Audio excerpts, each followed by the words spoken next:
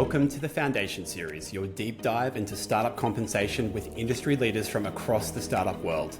Join me, Matt McFarlane, a people operations leader turned compensation specialist, as we uncover the strategies and practices driving success in tech startups around the world. Hear insights from heads of people, founders, and experts as we explore how to build robust compensation frameworks that not only fuel growth and retention, but do so in the dynamic startup environment that we all know and love. Let's get into it.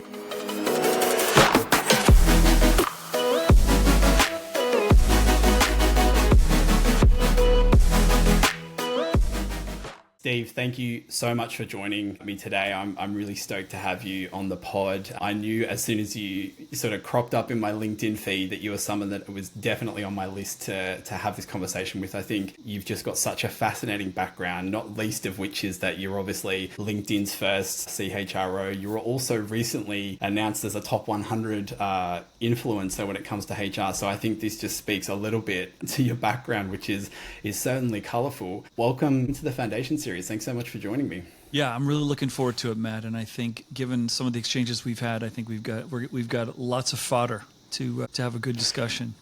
I think so. I've touched a little bit on your experience, but I know it goes so much deeper. Would you sort of bless us with a few minutes of an introduction and tell us a bit more about, your background and kind of what interests you in the space? Sure. Well, on the professional side, I sort of fell into the world of human resources pretty early on. About 1 year out of college, I was asked to move into a recruiting team in a fashion company.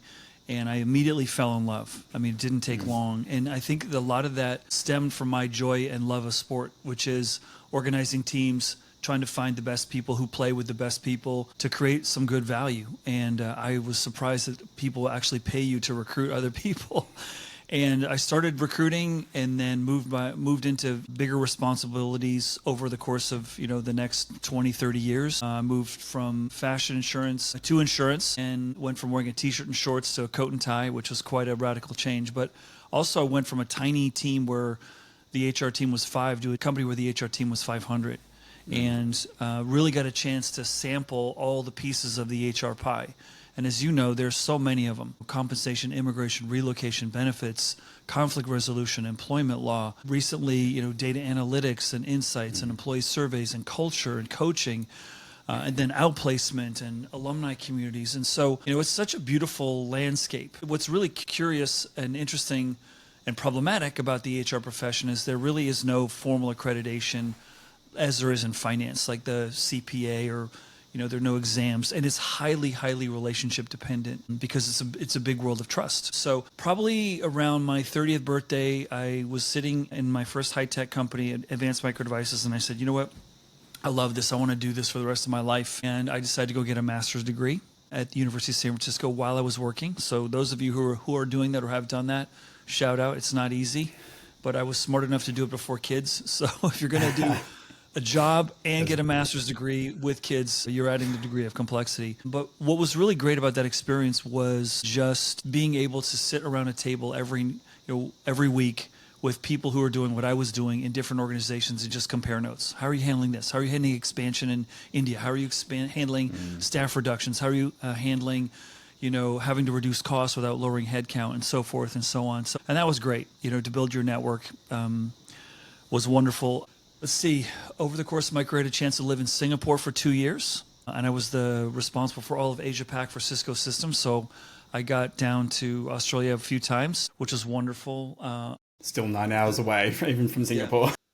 All over the region. And it was curious to me, like, what are all these Australians doing here in Singapore? And that was my first realization that when a country only has so many opportunities, if you hit a certain ceiling, you got to go to another country to experience that. So that was a really good part of my education too, going over there. From Singapore, I went to Canada for 4 years, and that was when I was the first time head of HR. I never thought I wanted to be a head of HR, but I got conned into it. And then once you taste being at the top, you never want to go down. So, and then as you mentioned, the sort of the capstone of my regular operator role was I was offered in 2009 to be the first chief HR officer at LinkedIn, taking the company from a 5-6-year-old company to 400 to a company of 4,000, 2 offices to 26 and 2 countries to 17 through the IPO, a massive expansion, introduction of multiple new product lines, and ultimately building what I think, even to this day, I'm very proud to say is one of the best company cultures that's out there.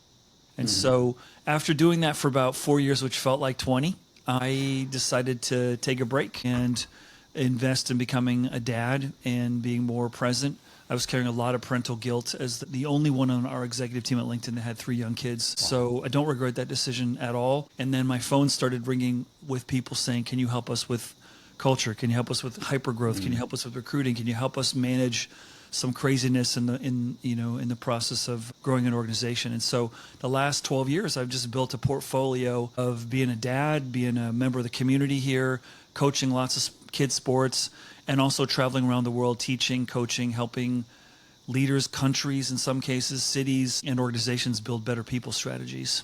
Amazing. I love that background. And I think, obviously the sports team analogy was really popularized by Netflix in their culture book, but I love that, you had this kind of concept back then of just assembling the best team that you could and kind of, helping us move in the same direction towards whatever our goal is as a company. You're so right that it's great at the top, but it's lonely too, right? And you kind of touched on the power of networking and using that as a mechanism for building your skill set and understanding how to, traverse some of the challenges that you're facing. How do you think that space has changed a little bit in the last, even few years? Because I find it particularly relevant to comp. It's a little bit of a taboo topic, but for me, that's been such a great accelerator of my understanding of comp and how it works. Has just been going, hey, talk to me about what you're doing. I'll talk to you about what I'm doing.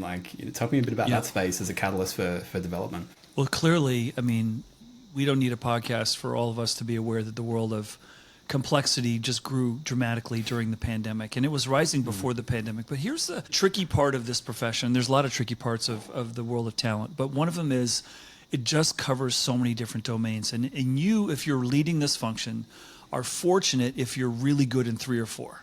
You're not going to be good in all 40 of the disciplines. You're going to be probably really strong in a few, and then you're going to be good enough in a few others, and then you're going to have a good network to cover all the spaces that you don't know, right? Yeah. For example, I'm sitting at LinkedIn. I'd never been in a startup before. I'd never been in a private company before. I'd never built an HR function from nothing before, and I'd never been IPO. And that was the draw for me, is I wanted to face something new and apply some of my other learnings. But I didn't want that leap to be as big as it ultimately was. Probably as good that I didn't know how big a leap it was, because nothing prepared me for taking HR down to the studs and building it from nothing. Like literally every job I'd ever been in, you're going in and you're fixing what someone else did before you. And most of us in the HR startup community, when you go in, there's no binder on the wall. There's no, policy and set of practices that have been governing. And what's particularly tricky right now is I feel like with whether it's remote work, hybrid work, whether it is political polarization and the growing incapacity for society at large to talk about hard things and how that manifests in the office, whether it is greater transparency to all the things that I don't have in my company because I can see what everyone else has in another company, which has just been bubbling up, to I know more about my colleagues today as a coworker than any time in history. And things were a lot calmer when we didn't know everything about everyone else. And now that we do, we're sort of faced with this set of information that oftentimes presents us with, well, I don't like that. I don't like that they are part of that group or that they do those things or that they say these things. And we never saw that before. And that's creating this huge gray area of, sort of challenge to the harmony of building value in organizations. And so that there's a whole host of things and then the need for new skills has never been greater, and the need for new skills faster. And then artificial intelligence, which could be a whole nother 10 other podcasts that we could do on that topic, is just another new dimension. Wow, this is really reshaping how we build value in really fundamental ways like we've never seen. This is not software that we implement. Yeah. This is something that challenges how we create value at a very core way. So that's really, really a challenging time that we sit and have this conversation today, at the end of 2024, where there is a lot in motion. And that, as I was starting off answering this question for you, the trap you can fall into as a early in career HR executive or CHRO is that the organization is looking to you to know everything. And if you let them think or you lead them to believe that you do know everything, you're toast. You got to go and say, this is my core, that's not my core. And I will do my best to fill that core, but you as leaders need to help own this talent agenda with me. Yeah. But if they look to you to solve diversity, if they look to you to solve, equity and inclusion, if they look to you to solve all these other things, that's going to be a surefire one-way route to, anxiety, Yeah. burnout. One of the things that I personally, and I'm sure many others find as well, is that the startup space is so fascinating because it is such a greenfield environment, because you do get to have such an impact and really leave your fingerprints on such, diverse things, versus coming in and kind of just iterating on stuff that's already there and kind of, knowing what about it doesn't work and what doesn't. But you're right, like, professing to be the expert of all things when it comes to each domain, that the HR brand covers or discipline covers is impossible. And it's like, how do you lean on your network or experts or others or something to make sure that you can kind of navigate it, but don't pretend that you can kind of do it all by yourself. That's right. And Matt, I want to reinforce something you just said, which is something that hadn't really hit me until recently. I was listening to a graduation talk that someone gave, that someone said, hey, you got to listen to this graduation talk. And the speaker, whose name I should remember, but I forgot, said something like, the beautiful thing about an entrepreneurial experience is there are no rules. And when you go into bigger or more evolved, long in the tooth organizations, there's a whole bunch of rules. And I think a lot of the brain science and a lot of the experience we have understanding what unlocks energy and creativity, it's operating in that white space. It can be really scary, but it also tends to reveal real breakthrough moments. And that's why I think a lot of folks are gravitated to that. If you've never tasted it, there's nothing like it. I mean, it's crazy, but the lack of order and the chaos builds a whole bunch of energy, which, if channeled in the right way, can be really, really exciting and positive. Oh, yeah. Yeah, it's a drug, isn't it? Mm-hmm. Speaking of which, I absolutely want to understand the environment at LinkedIn when you got there. I think we'll take it down the comp street in a minute, but tell me a bit about, you kind of touched on the initiation of the role and the opportunity. Talk to me a bit about like what LinkedIn looked like when you got there and kind of the journey ahead in those 4 years. Well, when I joined, I don't think anyone on the leadership team, any of the founders, any of the investors, any of the board ever thought the path, that we were going to pursue was going to blow our minds. Mm-hmm. Like I think there was optimism and there was excitement, but I walk in the door and I'm the first hire of the third CEO. Mm-hmm. So Reed, the founder, was a CEO. Then he hired a guy named Dan Nye. And what Reed learned with his first CEO hire is that everyone went to Reed and they didn't go to the new CEO. And that wasn't setting up the new CEO for success. And so that kind of failed. And so when he brought in his third CEO, Reed says, I'm just the strategy guy. I'm not showing up every day. I'm going to make myself a little more absent, and I will be an advisor to the CEO, and chairman of the board, but that's it. And, in high-level strategy conversations, if and when it was necessary. So that's what I walked into. The CEO had never been a CEO before. The entire leadership team over the course of the next few years, just to give you a flavor, we were all managing more people, more scale, more growth than any of us had ever done in our entire lives. Like I probably managed the largest organization that I had under me was maybe 20. And now I'm sitting on a 200 person, talent, training, development, organization, just huge, lots of recruiters and so forth. And so if you were an investor at the time back, prior to us filing to go IPO, and you looked at our filing to go public, you go, yeah, I don't think so. Bunch of rookies, a bunch of people playing out of their depth. And it really took me many years, Matt, to get perspective to sort of say that was our superpower, was not knowing what we shouldn't do or not knowing the way it's supposed to go. But it was pretty chaotic. I mean, I was literally breaking up fights in the hallway between managers saying, that's my candidate. No, that's my candidate. And we were, dare I say it, failing at recruiting as we're building LinkedIn. And so just to give you a flavor of the stress of why my hair, which was black, is now gray. It's like I used to have hair. So I know you can relate. But this is, a CEO would walk in my room and say, we can't have this. I'm like, so his name was Jeff Weiner. I said, Jeff, I can't pay what Google, Apple, Facebook, Twitter can pay. I can't provide the office environment. Reed's not even giving me a bonus. We don't have the RSP equivalent in the States. It's called a 401k. We don't have a 401k. We don't have anything. And you're pissed at me that I'm not getting the great candidates to take a pay cut, a bonus cut, a stock cut, and a work environment cut. Because that's what they're doing here, okay? So if you and the leadership team can give me something that offsets their eye on what they're losing and shows me what they can win, then maybe we've got a chance. But don't come in here looking at me like, oh, it's a bunch of weak recruiters. I said, give me something to sell, right? And so that's where we were. Back in 2009, 2010, our offer decline rate was off the charts. I'm embarrassed to tell you it was probably north of 60%. And listen, at the time, and it's still a battlefield. If you want to become a good recruiter, come on to Silicon Valley and you try to fight the sexy giants that have all the resources and tools and work environments. Good luck. And it's just a perk glitter dome of distraction, right? I call it a career candy store, which is wonderful if it's your kids who are experiencing that. But if you're trying to build a company, good luck. Yeah. And so what that did was it really forced us to sharpen our sword, and I think through lots of discussion, lots of hashing, lots of really difficult long days and nights, we finally hit a point one day sitting around a table where I think it was our head of sales said, and I said at the same time, maybe we should ask a different question, like why we're failing recruiting. Let's ask a different question. Why would anyone want to come here? Like, what are we solving? What assets do we have? And that led us very quickly to, the problem we're solving is more important, more valuable, more worthy than any other company in Silicon Valley. And when we got clarity around that, like, hey, we're here to help people find their dream jobs. Is there anything more valuable? Do you want to go over to Facebook and help kids develop their short attention span capability and proliferate fake news? Well, you go for it.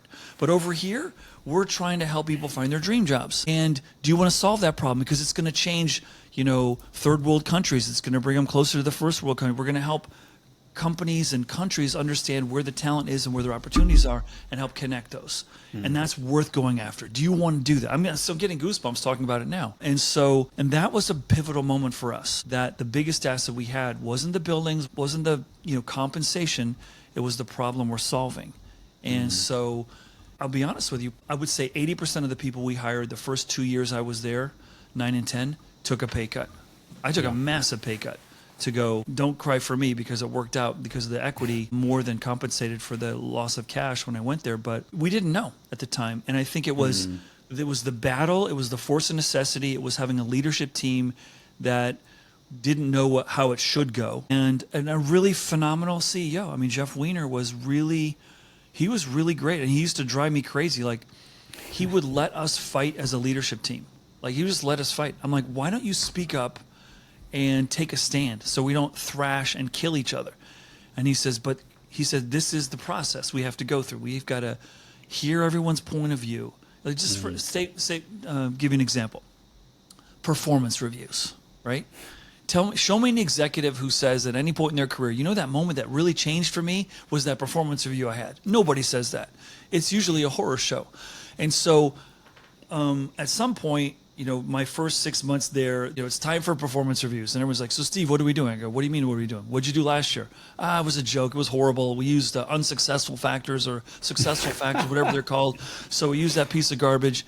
And then we went through the next 2 or 3 years. Every time we did a performance review, it was organ rejection. Like, everyone hated it. And so finally I just threw my hands up and I said, why don't we just have quarterly conversations? Like, let's just depressurize this. Let's just talk about development and focusing people. And when you're doubling the size of the company every year, I mean, that is such a hard act to do because you're digesting new people. Every department's got new practices and policies and procedures, and it's really, really tough. And so, trying to build muscle around something like that. So we finally, are you going to have a review? Are you going to give a rating? If you give a rating, what scale of the rating? And if you give a rating, do you tell the employee? Do you not tell the employee? Are you going to rank? Are you going to force rank? Are you going to have distribution curves? You know the story, right? And so going through that process, I thought was really thrashing. At the time, I was really frustrated. And then years later, I'm like, man, that was really good, because where we landed was something we all were good with, Yeah. But it took about 3 years to get there, 3 painful years.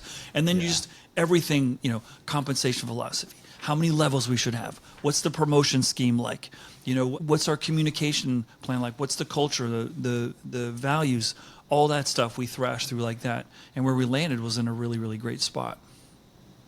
Yeah, I love that. And I want to go back to a point you said around really getting clear on your why. Like, why are we here? What are we trying to achieve? Because I think so many companies I speak to are looking for the best practice. They're looking for what others are doing in the space without realizing that a lot of the reason someone's coming to work for you is not because of the pay. Like, yes, the pay needs to be at a certain, level and kind of achieve these things, but fundamentally they're often coming to work with you for the problem you're solving and the mission that you're on and these sorts of things. And I think crystallizing that and turning it into something compelling is not only important when it comes to recruiting, it's obviously important for keeping people there, but I really want to understand how that formed the basis then for when you went to flesh out your total rewards offering and kind of how it was used as that North Star.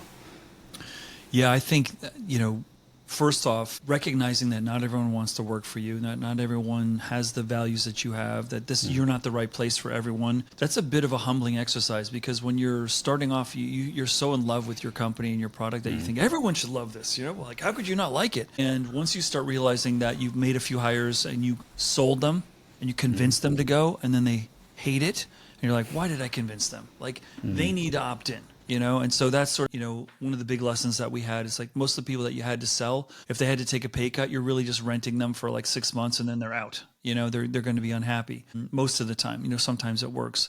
But I think that was a really good grounding moment for us. Like, who are we? What assets do we have? And there's a whole bunch of other, big moments that happened to us as a leadership team that sort of defined what we're about, what's our character, and so forth. I think probably... To be honest, we didn't give a lot of deep thought to our comp, framework, our total reward strategy, if you will, until we went public. Because now, when you go public, if you succeed in going public, now you start publishing what your highest paid executives are making, and now you got some sort of trickle down. And before we could file to go public, we had just a hodgepodge, just as you can imagine.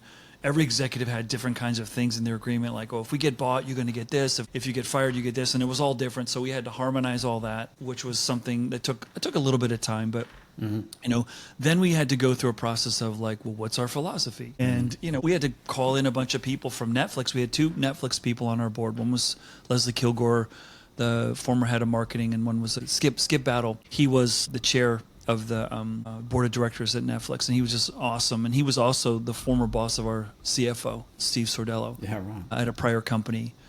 And so, talking to them around, well, how did you guys handle this? Because one thing that when you're growing a company, doubling in size every year, is you're having to keep a pulse on the evolution, because you're going to need to change it.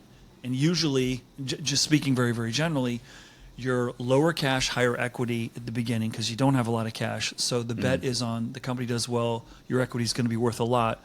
And then as you start getting more and more revenue and the risk profile diminishes, then you've got more cash. You don't want to give a lot of equity because it's not as risky, and you may switch to a different mechanism like an RSU, which is ultimately what we did. The night after we went public, we switched to RSUs because the stock was just going crazy.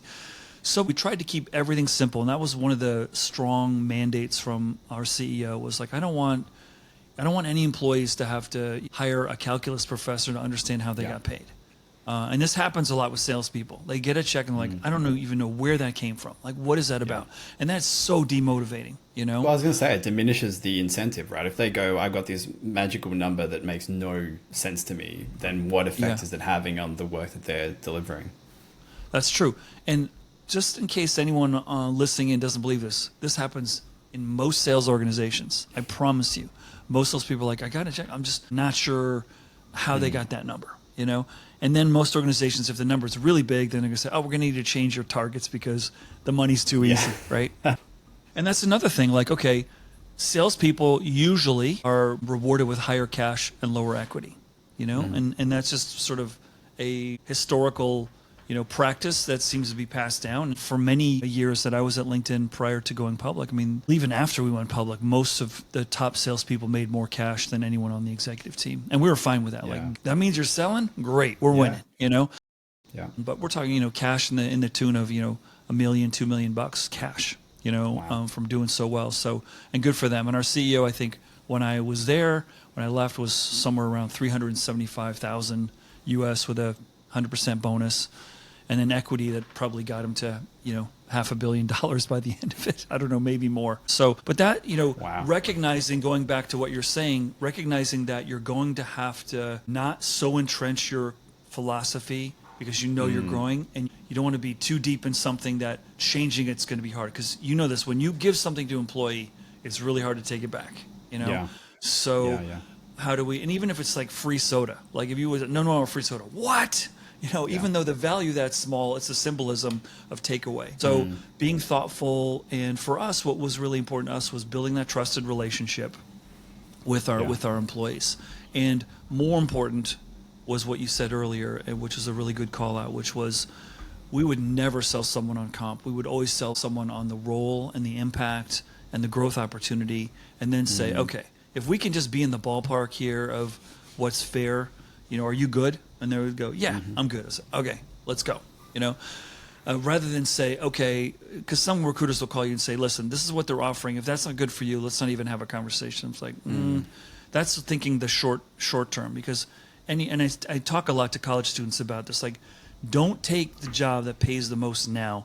Take the job that has the longest tail of growth opportunity, because you could wait tables and make a ton of money right now, but the growth opportunity is zero there. Yeah. So think about that, and think about, where am I going to learn? Because the earlier you are in your career, the biggest asset to you is just you becoming better, not what's going in your pocketbook. And that's easy to say because some people have financial needs. I get it. But the long-term play is to really think, where is that? And in Silicon Valley, it's who are you around? Are those people going to go places and invite you for bigger opportunities down the road? That's really important. And I thought about that when I went to LinkedIn. I'm like, listen, if this thing goes belly up in a year or two, I can always go back to some big company because I've proven I can do that. So I've always got that safety net here. But man, even if it goes down, like I've met some venture capital people, I've met some really interesting entrepreneurs. Maybe that'll lead to another opportunity. So I think it's worth the risk, right? Yeah. Yeah, I think that's really great early career advice for anyone. And I think you touched on something as well that I'm keen to explore, not only in, I guess, your journey with LinkedIn, where you got to see such a spectrum of evolution of organization, but you're obviously consulting with a lot of companies that are facing these things on an ongoing basis. Just how does, or I guess, what are the key ways in which comp tends to evolve beyond that equity cash split? Are there other things that you see from whether it's seed, Series A, all the way up to maybe IPO, where compensation tends to evolve? And I guess maybe sprinkle in some of the generational things that are starting to crop up as well, right? Like you're talking to college students, where I'm seeing a lot of emphasis on work-life balance. I mean, cash is still important, but maybe it's very different to what a Gen X or a millennial or someone's looking for in the market too. Yeah. Well, you're giving me some good leads here in terms of how I would like to express how I think about it, which is the compensation stack includes time off, includes your relationship with your boss, includes how much you're learning, includes how your network is growing. Are you going to be put in a small silo and not allowed to interact on other stuff? Are you going to have a chance to work on other projects and other things like that? One of the things that we felt we needed to differentiate ourselves on at LinkedIn was this notion of burnout. Like this is before, burnout's now top of mind, but back then it wasn't necessarily. And I used to see on Sunday and Monday mornings, I used to see emails over the weekend from the engineering team saying, hey, congratulations for pushing that code out at 3 a.m. on Sunday.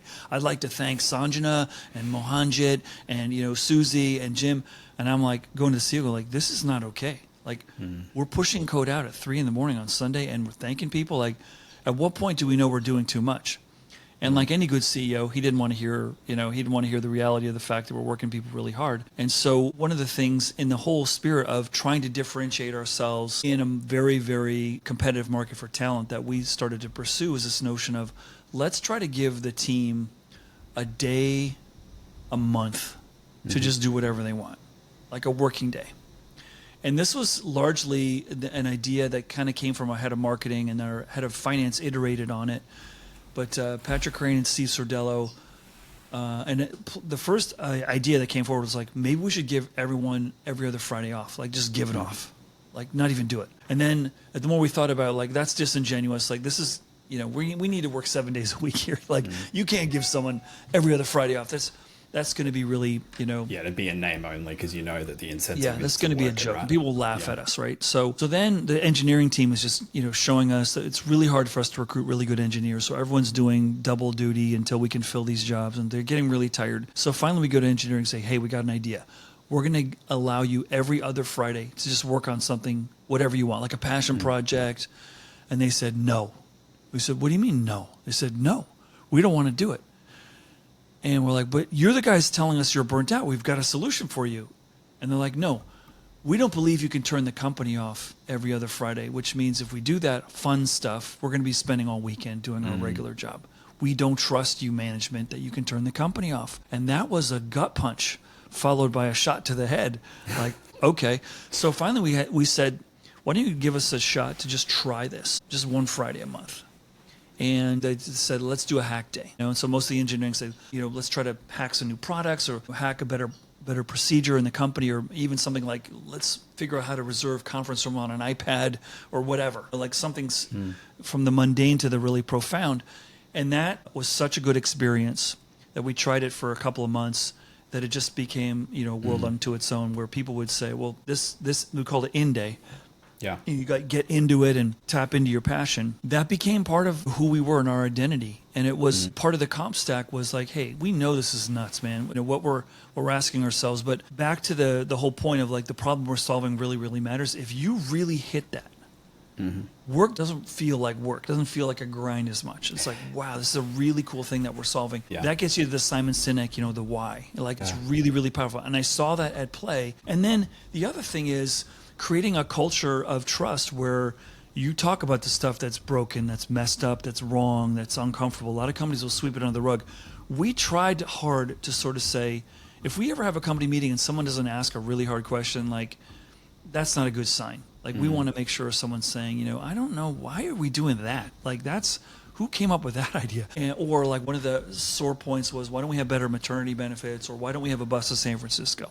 Right? And so we would go research it, and we would say, let's take the bus to San Francisco. We'd say, okay, I did the research, so I called all the people from San Francisco that want the bus to San Francisco, which is an important, like, hey, Google's next door. They got hundreds of buses every day to San Francisco.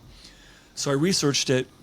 Well, first I called Google and said, can we get on your buses? And they're like, oh, hell no. I said, what do you mean? We're partners here. We buy from you. You buy from us. Yeah. And like, no confidential information on the buses. Can't do it. So like, okay, shoot. So then I researched it, and to have 2 buses in the morning and 2 buses in the evening to and from San Francisco and Mountain View, which is probably a 40-minute on a good day to an hour and a half on a bad day drive, it was going to cost us $250,000. Okay. So, and then I looked at, where is the spread of all our employees? Like, where are they? And we only had like 15% of our employees were in San Francisco. And 40% were even further away from San Francisco, but just different directions. And there was no cluster. So I went to the group and I said, here's the data. You are 15%, and this is what it's going to cost us. And if we agree to do that, do you think that's the best use of money when 40% of the company's in a worse place than you? And they, to their credit, they said, yeah, thank you for doing the research. Yeah, probably not a good use of money.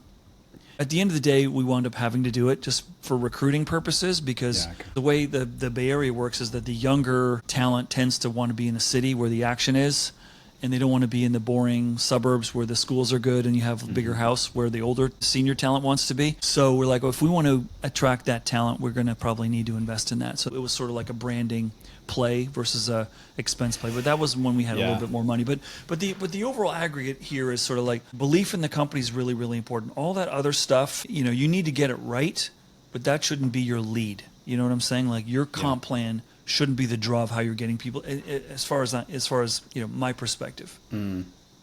Did I always want more money? Of course I did, because it would be easier for me to recruit. Did I wish I had a bigger budget? Yes. Let me just hammer that point home, is that the CHRO of LinkedIn at the time, and I had this conversation with someone the other day. No one ever has enough money, right? So it's like, how can you use it? How can you emphasize it to get the, the most mileage? But it's a common thing, right? I'll tell you how we got our first bonus plan. We never had a bonus plan because we weren't making money that was producing enough surplus to give us a bonus really until a few years in.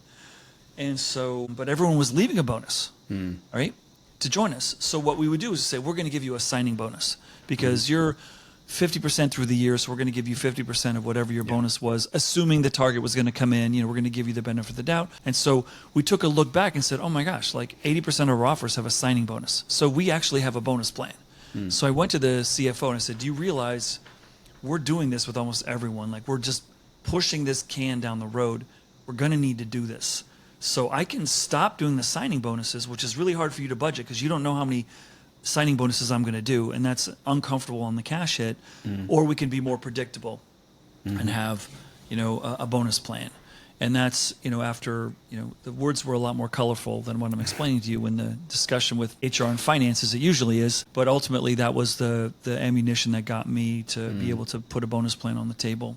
And then also, the retirement, like the senior members of our board, like, no, you don't need a 401k plan because everyone's going to get rich on the stock. I'm like, no. I said, okay, well, let's model it out. Let's take a swath of, 500 employees. And if we get this amount of share price, this is what it's going to be worth to them. Is that meaningful that you think they can retire? They go, no. I was like, that's right. Because we've been giving people less and less and less.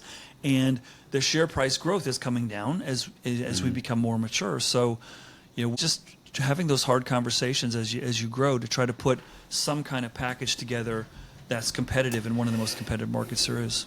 Yeah, and I think you're so speaking to something that has been such a critical and growing skill set and necessary skill set within that HR people domain, which is this, this data analysis capability, this ability to tell stories and to be data informed and to give, I guess, evidence to the decisions that you're trying to make and help kind of point in a direction. It's so important. And I think, there's 1,000 different threads that I'd love to pull on in the conversation that we're having here, but another one that just seems to weave through everything you're talking about is just kind of this power of transparency in a lot of ways. And I know, transparency has been such a dominant thing because of all the laws that are coming in and just the general appetite for it from an emerging workforce. But I think that so often people think pay transparency is and only is when you can see everybody else's salary, when actually there's so much that precedes it, and actually just being able to be upfront about why we're trying to do the things we're doing, how we're landing on bonuses, how we're landing on buses or not buses, like just being able to work with an organization and with its people and speak about the types of problems that you're traversing, how you're trying to navigate them,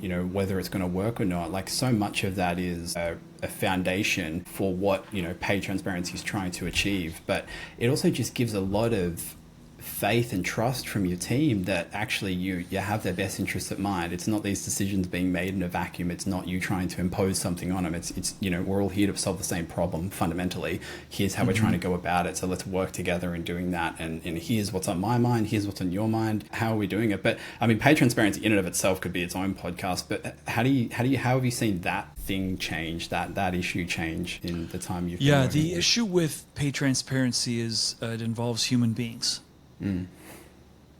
I was with a company that I'm advising, and they said, we want to publish everyone's salary. And I said, okay. Well, I said, let me ask you a couple of questions. Have you ever run into someone on the organization that thinks someone else should be making a lot more money? They said, yeah, probably not. Have you ever run into someone who thinks someone else should be making a lot less money? Oh, yeah, all the time. I said, so the challenge with this gets to the root cause of one of the biggest challenges that we face at work in general, which is assessment of performance is so subjective. Yeah. And not, I'm going to see someone in a department over there, and my interaction with them is going to show me one dimension of them, and I'm not going to like it. And so I'm going to, halo the rest of them is horrible and not think that they're worthy, right?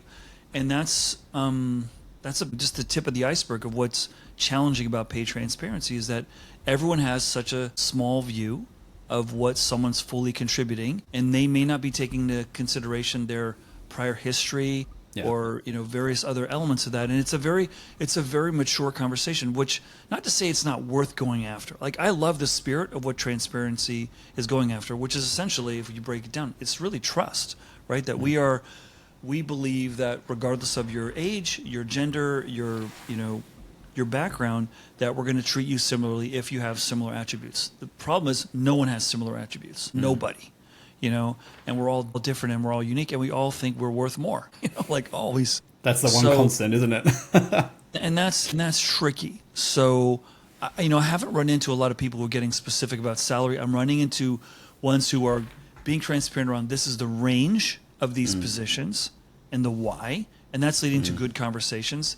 And then they tell me, but we're not being transparent about the equity we're giving people. I'm like, well, then are you really being transparent? Because to me, the equity is easier. Why aren't you doing the equity? Well, we haven't really thought it through yet. And, and that, especially for younger stage companies, who is your competitor that you're benchmarking against? Are you doing someone in your space? Are they the same age? Or do they have the same revenue? Do they have the same international challenges that you do? Do they have the same investment?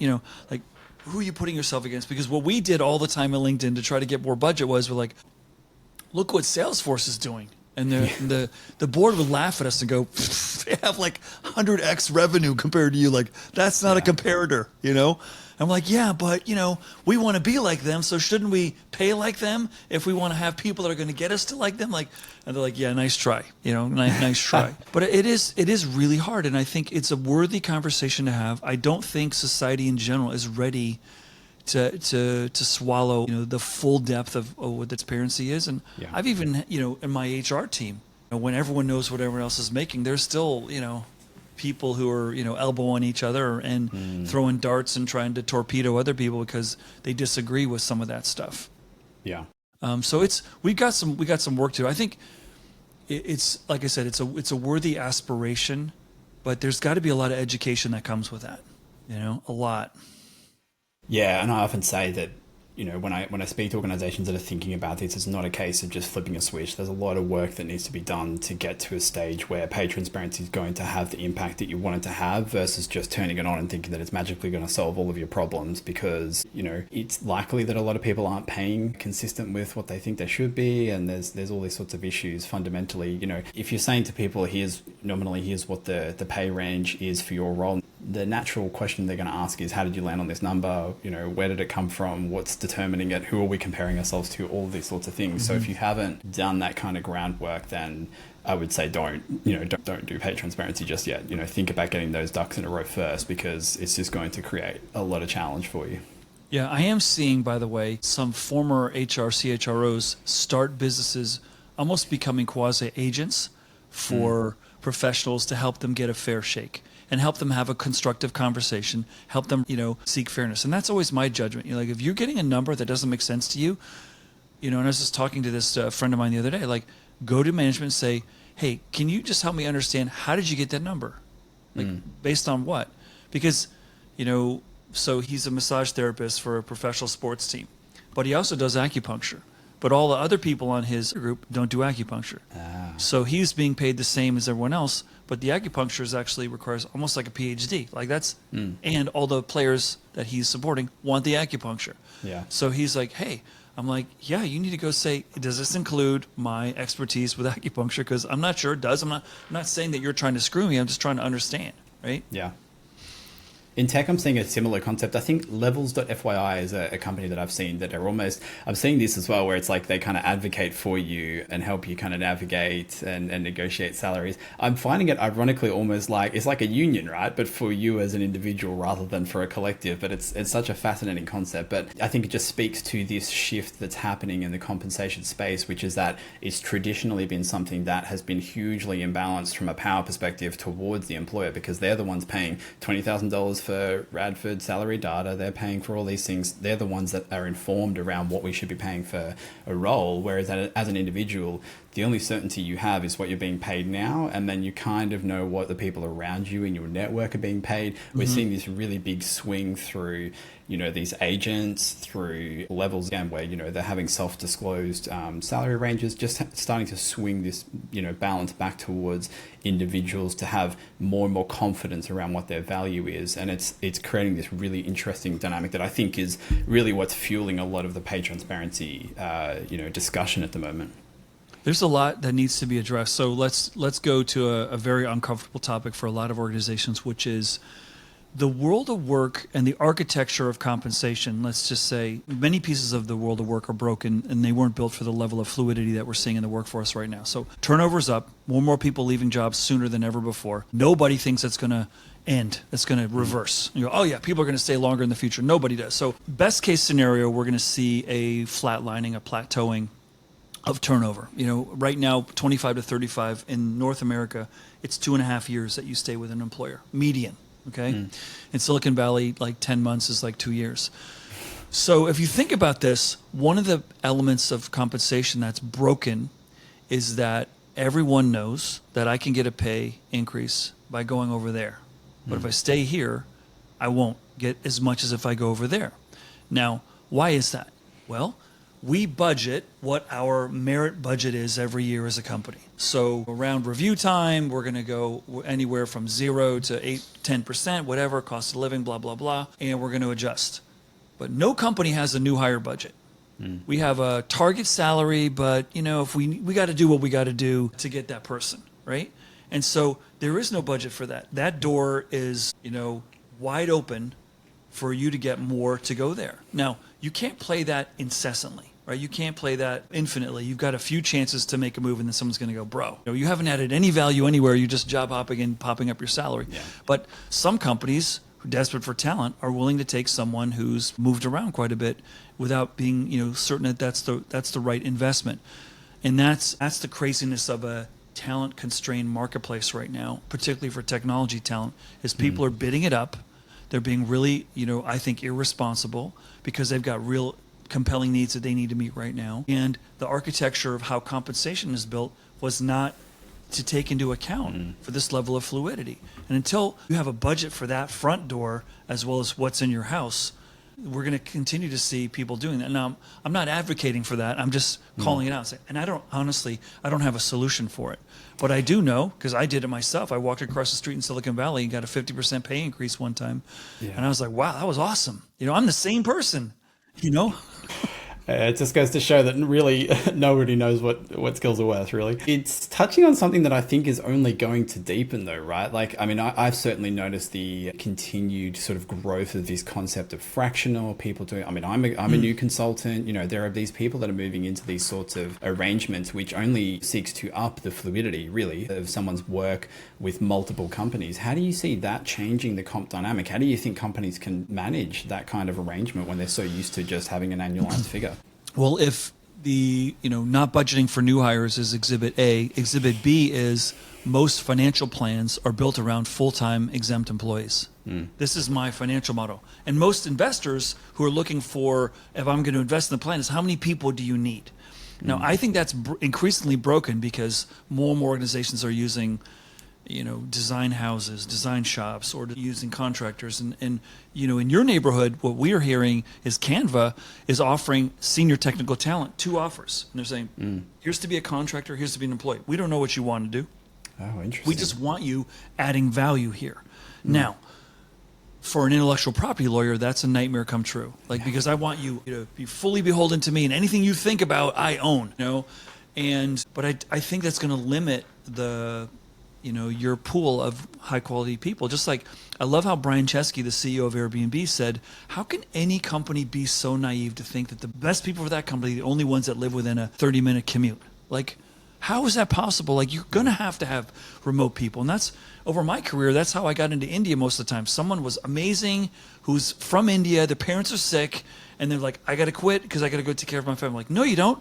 We'll build you an office around you. Is that okay? And they're like, yeah, great. Okay, we've got an office in Delhi or Bangalore or wherever. And so I think that's part of the challenge is, and you bring up a really good point, that we going to need to evolve the model to pay for value, not for someone fully being dedicated to us. And that it's going to get us, I think, in a better place. But I do believe, okay, here's another thing that the pandemic forced. I don't have the data to back this up, but all my instinct and all my circumstantial data, to me, leads me to believe that most companies, when they're uncertain about the future, don't want to have a lot of regular hires. I want to have a lot of contingent people. And I want to be able to flip them to full-time if I seem to have a lot of confidence in the future of the company. But when we're in a pandemic, my supply chain's messed up, my customers are behaving differently, I don't know, I don't know that I want to carry that. Look what's happened in a lot of technology companies in the last year and a half, post-pandemic. Massive reduction in the extra talent that they were carrying, which they always were carrying for, hey, if there's a new market, we got people, we can attack it fast. Now, we're not seeing the appetite to do that. So, I believe most companies have a bigger proportion of their value creation people that are not employees than at any time in history right now. And people don't report that, and it's not like the government agent, when they talk about employment and unemployment, they're not talking about people in that category. So it's a really hard one to measure, the whole gig workforce, if you will, plus the increasing number of people that are believed to have multiple employers. So it's going to put pressure on this system, right? So I was talking to an Uber driver yesterday. He's like, yeah, I'm stopping doing this. I've been doing it for 7 years. He goes, and I've gotten 5 stars, and my income's going down. They're cutting into my income. It's going down. And I said, well, why are you making the move? in addition to obviously lower income, he goes, yeah, but I need health insurance, I need stability, I need, I can't put in all these, 10 to 12 hours a day to make $200. He goes, and that's before I pay for my gas. I was like, whoa, that's so. You're going to see, the companies that are really relying on the gig workers like that, whether it's a DoorDash, Instacart, Uber, Lyft, I think they're going to have a reckoning, but, a lot of those companies are playing on the driverless cars as their future, right? So it's a different, that's a different conversation. Yeah, I agree. I think that the headline for me is like, comp is already such an interesting space because of pay transparency, because of emerging dynamics around technology, because of also globalization, all sorts of things. But maybe the next frontier, and actually it's still a watch this space, is gig economy and how a company is going to challenge that with an ever more gigifying workforce and so on. So maybe you and I will have to get together again in 12 months' time and talk about how that's evolved. Yeah. Super interesting topic, right? It is. Yeah. It really is. Steve, thank you so much for your time. I really appreciate it. This has been, as interesting and topical as I had hoped. So thank you so much for spending this time with us today. Thanks, Matt. And thanks for what you're doing too, which is shining a light on something that doesn't get enough light and doesn't get enough attention. So as you mentioned, I think you're onto something here. It's a conversation worthy of having. So thanks for leading the charge. Thanks for joining us on another edition of the Foundation Series. Make sure to head over to our website to subscribe to the Foundation Series for monthly editions featuring future interviews on startup compensation. In each edition, we'll explore the different strategies, trends, and challenges faced by startups around the world. If you have a burning topic you'd like me to cover or a standout guest that you want to hear from, drop me an email so I can dive deeper into the compensation topics that matter most to you. Join me next time as we continue to uncover the strategies and practices driving success in global tech startups around the world. Thanks for listening.